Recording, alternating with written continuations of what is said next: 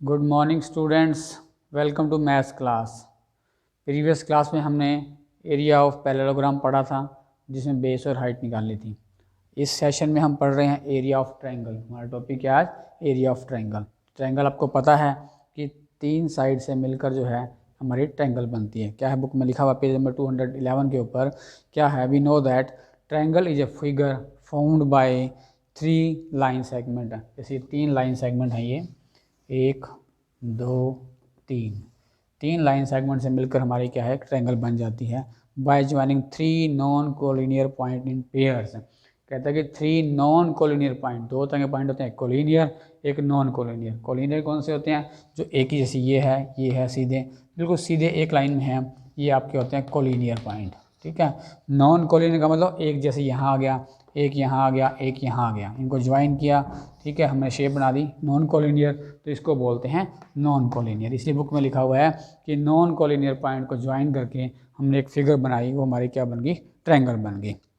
ठीक है। अब देखिए वो आगे क्या कहता है। एक ट्रायंगल बन गई है, हमने ट्रायंगल बना ली है। ट्रायंगल को हम नाम भी दे देते हैं PQRS। PQRS, ठीक है।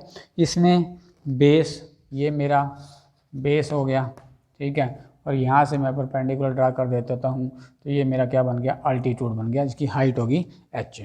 हाइट मैंने पिछले पढ़ा था पैरेललोग्राम में कि अल्टीट्यूड को हम हाइट बोलते हैं और लेंथ को हम क्या है? बेस बोलते हैं। ठीक है। अब इस लाइन के, ये लाइन है, इस लाइन के पैरेलल हम यहाँ एक लाइन ड्रा करते हैं, ऐसे इस बुक में आपको ड्रा की गई। फिर इस लाइन के पैरेलल इधर हम एक लाइन ड्रा करते हैं ऐसे से। ठीक है। अब ये क्या बन गई? हमारी पैरेललोग्राम बन गई। मतलब ट्रायंगल थी, जो QR साइड थी उसके पैरेलल मैंने एक लाइन ड्रा कर दी ऊपर, और एक जो PQ साइड थी उसके अकॉर्डिंग मैंने ये लाइन ड्रा कर दी, और हमारी क्या बन गई? एक पैरेललोग्राम बनी। इसको हम पॉइंट को दे देते हैं S पॉइंट दे देते हैं। ठीक है। अब उसमें ये मेरा क्या है? इसको मैंने नाम दिया है यहाँ पर T। यहाँ पर जो मिल रहा है इसको मैंने नाम दिया है यहाँ पर T, इस पॉइंट को जो है। ठीक है, जैसे बुक में आपको दिया गया है। अब पैरेललोग्राम का एरिया निकालना है हमें। ठीक है। कैसे निकालने हैं पता है आपको? एरिया ऑफ पैरेललोग्राम कैसे निकालते हैं? इसमें 2 ट्रायंगल हैं, एक ट्रायंगल ये, एक ट्रायंगल ये। दोनों ट्रायंगल के एरिया को जोड़ दिया जाए तो पूरी पैरेललोग्राम का एरिया आ जाएगा। ठीक है। तो हम क्या लिखते हैं यहाँ पे? क्या बन जाएगा वो? एरिया ऑफ ट्रायंगल कौन सी है? PQR plus area of triangle कौन सी है? PRS। हम ये क्यों कर रहे हैं? हम एरिया ऑफ ट्रायंगल निकालने का फार्मूला ड्राइव कर रहे हैं। किस तरह जो है फार्मूला बन, मतलब एरिया ऑफ पैरेललोग्राम से ही जो है ट्रायंगल का फार्मूला बन जाएगा। ठीक है। अब जो ये ट्रायंगल है इसके QR के पैरेलल ही हमने ये लाइन ली है, और ये लाइन इसके पैरेलल ली है, तो जो एरिया होगा वो इस ट्रायंगल का एरिया बराबर होगा। तो क्या होगा? ब्रैकेट में हम लिख सकते हैं कि area of triangle PQR equal to area of triangle PRS। दोनों का एरिया बराबर हो गया, तो हम दोनों को लिख सकते हैं यहाँ पर area of triangle PQR plus area of triangle PQR। मतलब PQR RPS की जगह भी हम PQR लिख सकते हैं। तो क्या बन गया? 2 बन गया ना, एक और एक 2 होगी, twice of area of PQR। ठीक है। इधर मेरा क्या है? एरिया ऑफ पैरेललोग्राम है। एरिया ऑफ पैरेललोग्राम किसके बराबर आ गया? Twice of area of triangle PQR। हमने क्या निकालना है? PQR का निकालना है। तो यहाँ लिखो area of triangle PQR equal to, यहाँ क्या हो जाएगा? Area of parallelogram divide by 2। मतलब फार्मूला क्या बन गया? एरिया ऑफ पैरेललोग्राम क्या होता है? बेस इंटू हाइट होता है, और उसको हम 2 से डिवाइड कर दें, तो ये क्या बन जाएगा? मेरा एरिया ऑफ ट्रायंगल PQR बन जाएगा। मतलब अब ट्रायंगल का एरिया का फार्मूला क्या हो गया? एरिया ऑफ ट्रायंगल, कोई भी ट्रायंगल हो नाम दे सकते हैं, क्या हो जाएगा? Half into base into height. ये फार्मूला जो है हम इस वर्कशीट में यूज़ करेंगे। मतलब इस फार्मूले को निकालने के लिए हमने ये सारा कुछ किया कि किस तरह से हमने इस फार्मूले को निकाला पैरेललोग्राम से। समझ आ गया कि पहले तो हमने एक ट्रायंगल ड्रा की सिंपल सी, उस ट्रायंगल के जो ये PQ हाइट लेंथ थी इसके पैरेलल ये ड्रा लाइन की, क्यू आर की लाइन ये ड्रा कर ली, ये क्या बन गई, पूरी की पूरी हमारी एक पैरेललोग्राम बन गई। पूरी पैरेललोग्राम का एरिया निकालना हो, अगर इस ट्रायंगल का एरिया और इस दो ट्रायंगल है आपकी नंबर 1 और नंबर 2 दोनों ट्रायंगल को जोड़ दिया जाए तो एरिया ऑफ पैरेललोग्राम बन जाएगा। ठीक है, हमने वही लिखा है यहाँ पे। अब जो एरिया इस ट्रायंगल, जो साइड ये है उतनी ही साइड ये है, जो साइड ये है उतनी ही ये है, मतलब जो एरिया एक ट्रायंगल का आएगा वही एरिया दूसरी ट्रायंगल का आएगा, मतलब दोनों ट्रायंगल्स बराबर हैं तो मैंने यहाँ बराबर लिख दिए हैं। तो P Q R R P P R S की जगह भी मैंने क्या लिख दिया, पी क्यू आर लिख दिया। अब ट्रायंगल पी क्यू आर दो बार आ गया तो ट्वाइस कर दिया मैंने। Area of parallelogram equal to this 2, ये जो है इसके इधर नीचे आ गया। तो एरिया ऑफ पैरेललोग्राम फार्मूला हमने पिछली वर्कशीट में किया था, base into height divide by 2। इधर क्या बच गया, area of triangle P Q R. और फार्मूला क्या बन गया, एरिया ऑफ ट्रायंगल का निकालने का half into base into height. इस फार्मूले को जो है हम यूज़ करेंगे अपनी अगली वर्कशीट के अंदर। मतलब एरिया ऑफ ट्रायंगल निकालना होगा, उसमें बेस और हाइट आपको दी होगी और हम सीधा फार्मूले में लगाएंगे और उसका आंसर जो है निकाल लेंगे। इस तरह से आपने एरिया ऑफ ट्रायंगल का फार्मूला भी ये याद रखना है। चलिए अब हम एग्जाम्पल करते हैं इस क्वेश्चन के। एग्जाम्पल आपका 212 पे 7th एग्जाम्पल है, वो क्या कहता है, find the area of triangle whose base is 2 metre and height is 60 centimetre. मतलब बेस भी दिया हुआ है, हाइट भी दिया, मगर बेस जो है वो मीटर में है और हाइट क्या है, सेंटीमीटर में। दोनों को सेम बनाएंगे तो वही क्या है, बेस मेरा कितना है इसमें 2 मीटर है। ठीक है, 2 मीटर के सेंटीमीटर बनाऊंगा, 1 मीटर में 100 सेंटीमीटर होते हैं तो 2 मीटर में 200 सेंटीमीटर हो जाएंगे। और हाइट मेरी कितनी है आपकी, हाइट दी है आपको जो है 60 सेंटीमीटर। 60 सेंटीमीटर। एरिया का फार्मूला क्या होता है, half into base into height. Half तो हाफ ही है, बेस कितना है मेरा 200 और हाइट मेरी कितनी है 60। 2 से काटा इसको 100 आ गया, 100 से 60 को मल्टीप्लाई किया, 6000 जो है सेंटीमीटर स्क्वायर जो है एरिया ऑफ ट्रायंगल आपका आ गया। सिंपल सा क्वेश्चन था बिल्कुल। ठीक है, सेंटीमीटर स्क्वायर आ गया। अब इसको मीटर में बनाना होगा, तो मीटर में बनाने के लिए हम क्या करेंगे, 1 मीटर स्क्वायर में 1 सेंटीमीटर में आपके कितने होते हैं 100 सेंटीमीटर होते हैं। स्क्वायर कर दें तो क्या बन जाएगा, 6000 में क्या हो जाएगा 100 इंटू 100, 4 जीरो होगी और 1 2 3 4 पॉइंट कहाँ लग जाएगा 0.6 मीटर स्क्वायर। ये आपका मीटर स्क्वायर में भी आंसर आ जाए। वैसे यही आंसर ठीक है आपका। अगर कहता है कि मीटर स्क्वायर में निकालो तब आपको ये निकालना हो, क्यों, क्योंकि 1 centimetre 1 metre equal to 100 centimetre. Metre का स्क्वायर करेंगे तो सेंटीमीटर का स्क्वायर करेंगे तो 100 इंटू 100 हो जाएगा, तो आपका वो मीटर बन जाएगा। सिंपल सा क्वेश्चन। अगला क्वेश्चन कहता है a field is in the form of right triangle.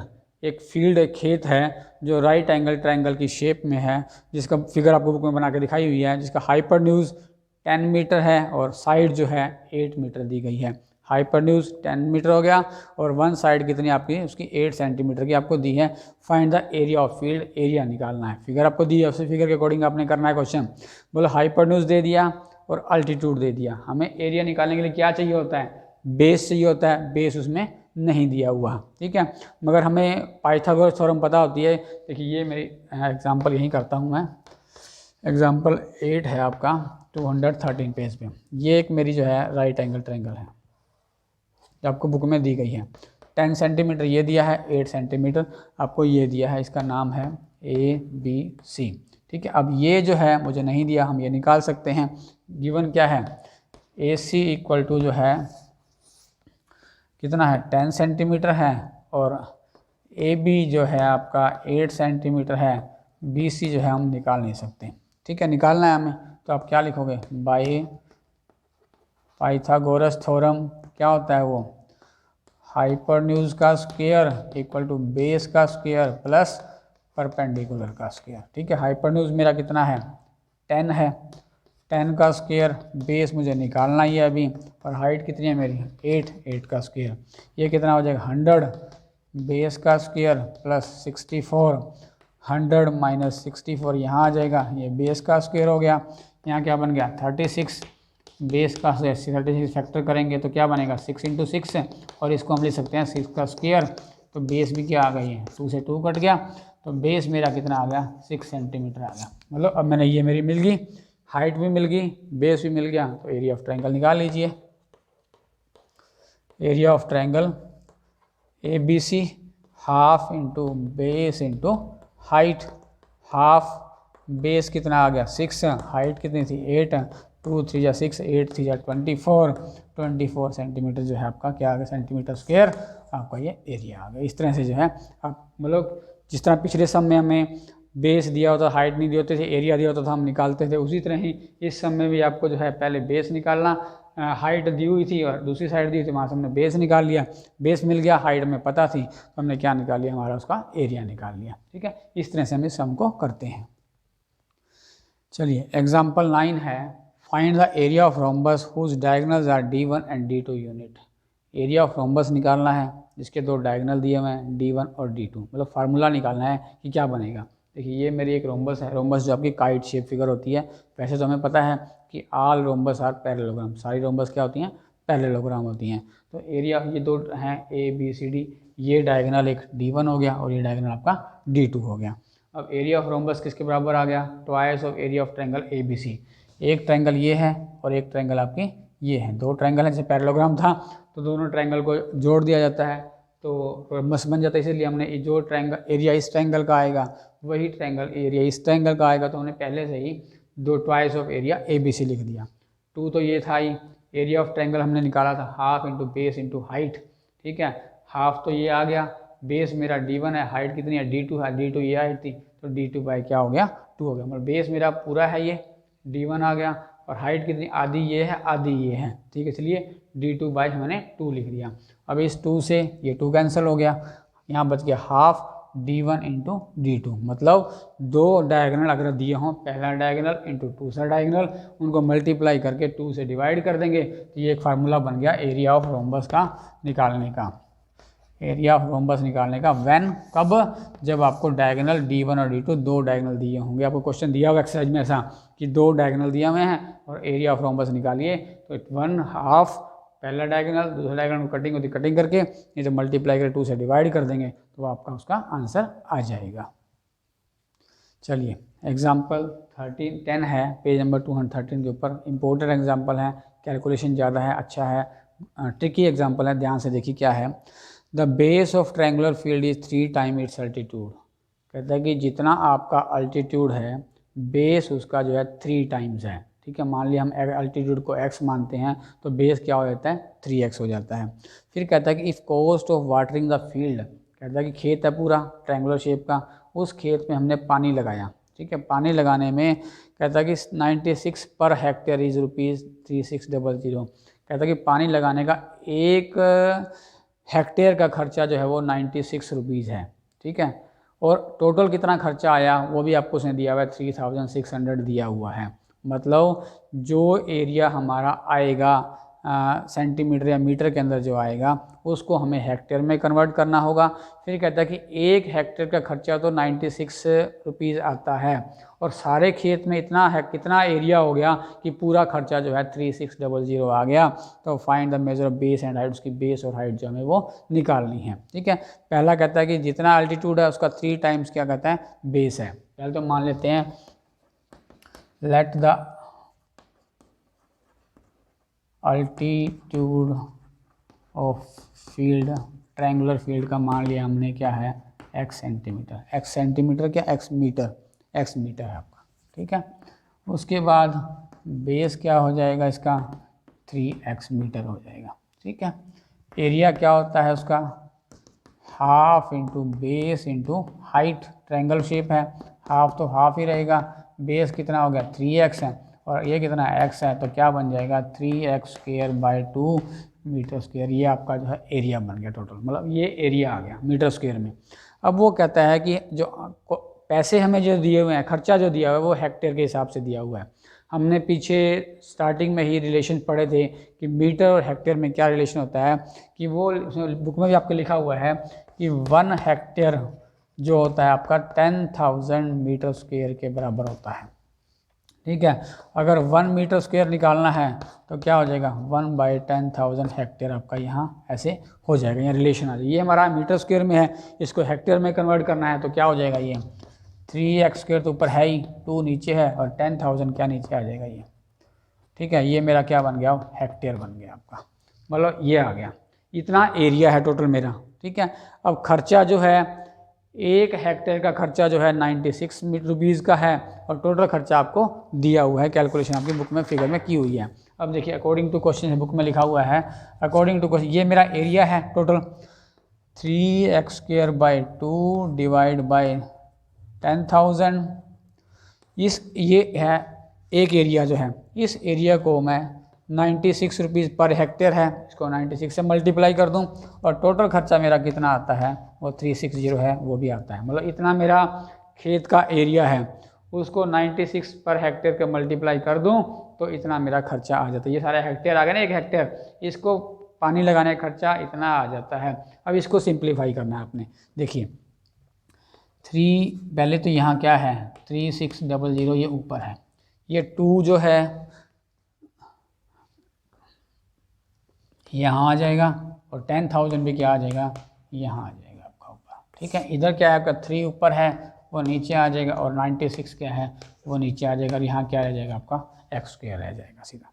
ठीक है, जो चीज़ें नीचे थी वो उधर जाकर ऊपर आ जाएंगी और जो चीज़ें इधर नीचे हैं वो हमारी इधर नीचे आ जाएंगी। ठीक है, अब इनको बुक में सारा सिंप्लीफाई किया हुआ, काट के 3 से इसको काटें या इसको 2 से काटें, तो काटने के बाद हमारा आंसर क्या आया हुआ है 2,50,000 हमारा आंसर आया हुआ है ये। ठीक है, आप इसकी कटिंग कर सकते हैं, 2,50,000 ये आया हुआ है। अब ये x² की वैल्यू है, हमें क्या निकालनी है, x की वैल्यू निकालनी है। x की वैल्यू ये किसकी टाइम फैक्टर निकालेंगे इसके, तो ये आ जाएगा 500 × 500, मतलब क्या हो गया 500 का स्क्वायर हो गया, ये 2 स्क्वायर से स्क्वायर कट गया तो x की वैल्यू कितनी आ गई आपकी 500।